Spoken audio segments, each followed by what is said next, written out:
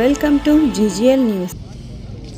నూతన బస్సులు ఆవిష్కరించాలన్నప్పుడు ప్రారంభించాలన్నప్పుడు 3 మండలాలు పట్టణం చూసినటువంటి కూటమి నాయకులు కార్యకర్తలకు గోనెగండ్ల మండలం, ఎమ్మిగనూరు మండలం, అదేవిధంగా నందవరం మండలం, ఎమ్మిగనూరు పట్టణం, ఎన్టీఆర్ బాలకృష్ణ అభిమానులు, అదే రకంగా పవన్ కళ్యాణ్ అభిమానులు, బీజేపీ నాయకులు, అదేవిధంగా 8 నెలలు కూటమి ప్రభుత్వం అధికారంలోకి వచ్చి ముఖ్యమంత్రి వారు నారా చంద్రబాబు నాయుడు గారు ప్రమాణ స్వీకారం చేసి ఈ 8 నెలల్లో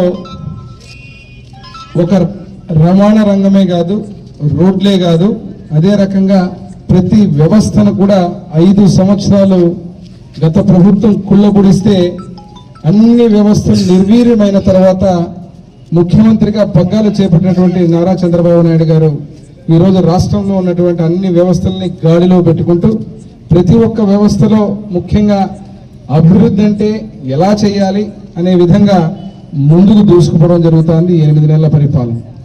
ఇక్కడికి వచ్చినప్పుడు మీరు ఆర్టీసీ బస్ స్టాండ్ ఎమ్మిగనూరు నియోజకవర్గంలో అనగానే గుర్తుకొచ్చేది కీర్తిశేషులు నా తండ్రి పివి మోహన్ రెడ్డి గారు.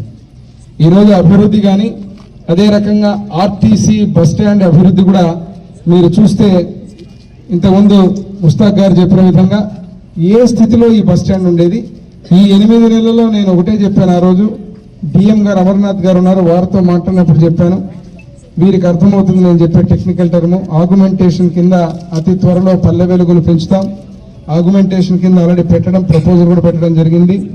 నేను నియోజకవర్గంలో ఏ గ్రామానికి పోయినా కూడా చదువుకునే పిల్లలు స్కూల్కి పోవడానికి కానీ, అదేవిధంగా ఆడకూతుళ్ళు ఆడపిల్లలు ఆడబిడ్డలు స్కూల్కి పోవడానికి కానీ, అదే రకంగా ఇక్కడ నుంచి కర్నూలుకు కానీ వయా గూడూరు నుంచి ఇటు నుంచి గోనెగండ్ల నుంచి పోవడానికి కానీ గ్రామం కనెక్టివిటీ పెరగాలంటే బస్సులు ఎక్కువ ఉండాలి.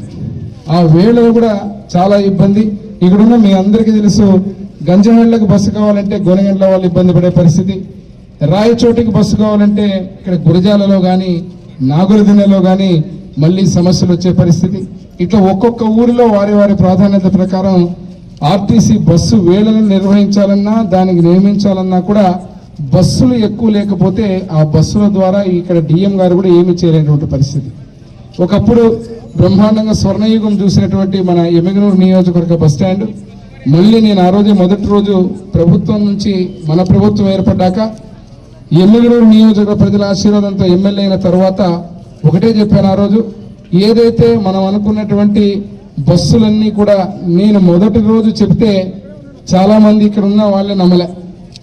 ఎట్లా వస్తాయి సార్ అన్ని బస్సులు, అది వచ్చే సమస్య చాలా ఇబ్బంది అన్నట్టుగా. మరి ఈరోజు మొదటి రోజు మాట్లాడిన ముస్తాక్ ఈరోజు చెప్తున్నాడు, మాకు నమ్మకం కుదిరింది. ఎప్పుడు కుదిరింది నమ్మకం అంటే 23 బస్సులు వచ్చినాక కుదిరింది. కాబట్టి మళ్ళీ కూడా చెప్తున్నాం, ముఖ్యమంత్రి గారి ఆశీర్వాదం, నారా లోకేష్ బాబు గారి ఆశీర్వాదం, అదే రకంగా రవాణా శాఖ మంత్రులు రాంప్రసాద్ రెడ్డి గారు మంత్రివర్యులు అందరితో కూడా కోఆర్డినేషన్ చేసుకొని ఎట్టి పరిస్థితుల్లో నాకు అత్యంత ముఖ్యమైనది ఇంకా నెక్స్ట్ ఇక్కడ మనకు రావాల్సింది పల్లె వెలుగు బస్సులే కాకుండా ఎమ్మిగనూరు బస్ స్టాండ్ లో ఉన్నటువంటి ప్రయాణికులకు ఇబ్బంది కలగకుండా ఏదైతే బెంచెస్ కానీ సీటింగ్ కానీ శుభ్రత కానీ సెక్యూరిటీ కానీ మోడర్నైజేషన్ కానీ ఈ యొక్క దీనికి ఇన్ఫ్రాస్ట్రక్చర్కి ఏ రకంగా చేయాలని కూడా దాని మీద అన్ని రకాలుగా ఆలోచనలు చేసి అతి త్వరలో మీరు చూడబోతారు దానికి సంబంధించినటువంటి అభివృద్ధి. అంతేకాకుండా ఒక స్టార్ లైనర్ ఇంతవరకు ఎమ్మిగనూరు నియోజకవర్గంలో ఒక స్లీపర్ బస్సు మనకు రాజమండ్రి వరకు పోతే మన రాజధాని అమరావతి కూడా దాని మీదే పోయి ఉంటుంది. కాబట్టి మనకు ఆ స్టార్ లైనర్ బస్సు వస్తే బ్రహ్మాండంగా మనం స్లీపర్ కోచ్ లో ప్రయాణం చేసేటువంటి పరిస్థితి ఉంటుంది. వాటిని కూడా తీసుకొస్తాం. అదే రకంగా దశల వారీగా పల్లె వెలుగు బస్సులన్నీ పెంచుతాం. ఈ రోజు ఆదాయం పెరిగింది ఆర్టీసీకి అని చెబుతున్నారు.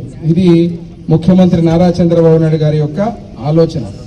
ఆదాయం ఎట్లా పెరుగుతుంది, ఆదాయం పెరిగితే ప్రతి రంగంలో ఆ ఆదాయంతో ప్రజలకు పేదలకు సంక్షేమ పథకాలు అన్ని రకంగా పేదలకు అన్ని రకాలుగా బడుగు బలహీన వర్గాలకు ఎస్సీ ఎస్టీ మైనారిటీలకు ఎట్లిస్తారని చెప్పి ప్రశ్నించేటువంటి వైకాపాకు ఒక చిన్న ఆర్టీసీ బస్ స్టాండ్లో ఈరోజు ఇన్ని బస్సులు రావడంతో ఆదాయం పెరిగింది. ఆ ఆదాయం పెరిగిందని చెప్పి వాళ్లే ఈరోజు ఇక్కడ ఉన్నటువంటి స్టాఫ్ కానీ మా ముస్తాక్ కానీ డ్రైవర్స్ కానీ ఇక్కడ ఉన్న కండక్టర్స్ కానీ ఇక్కడ ఉన్నటువంటి ఎంప్లాయీస్ కానీ ఆర్టీసీ ఎంప్లాయీస్ అందరూ ముక్త కంఠంతో చెబుతున్నారు. గతంలో ఇదే ఆర్టీసీ ఎంప్లాయీస్ ను కూడా ఏదో చేస్తామని మాయలో పడేసి ఏమీ చేయకుండా క్షీరాభిషేకాలు చేయించుకున్న జగన్మోహన్ రెడ్డికి ఆఖరికి వీళ్ళకు కూడా గుండు పెట్టి నామాలు పెడితే ఆ 151లోంచి 5 తీసేసి 11కు మిగిల్చారు అందుకే. కాబట్టి ఇప్పుడు అభివృద్ధి ఆదాయం ఏ రకంగా పెరుగుతుంది అనేది అన్ని రంగాల్లో ఒక ఆలోచన విధంగా అభివృద్ధిని పెంచుకుంటూ ఆదాయం పెరిగే విధంగా ఈ యొక్క ఆదాయ ఫలాలన్నింటినీ కూడా బడుగులకు బలహీన వర్గాలకు